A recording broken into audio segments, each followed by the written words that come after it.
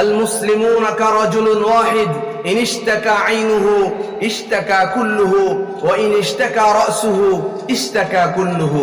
বিশ্বনবী সাল্লাল্লাহু আলাইহি ওয়াসাল্লাম হাদিস শরীফের মধ্যে ইরশাদ করেছেন, গোটা বিশ্বের সমস্ত মুসলমান কেমন জানি একই দেহের বিভিন্ন অঙ্গ প্রত্যঙ্গ। কোন মানুষের চোখে যখন ব্যথা হয় সেই ব্যথার যন্ত্রণা দেহের সমস্ত অঙ্গ প্রত্যঙ্গ বলতে পারে। কোন মানুষের মাথায় যখন ব্যথা হয় মাথার সেই যন্ত্রণা, মাথার সেই কষ্ট দেহের বিভিন্ন অঙ্গ প্রত্যঙ্গ অনুভব করতে পারে।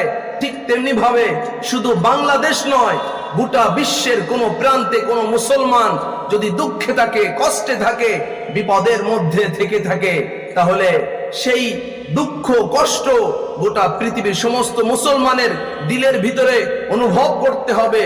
সেই দুঃখ কষ্ট যদি মুসলমান অনুভব করতে পারে তাহলে সে সত্যিকারের মুসলমান।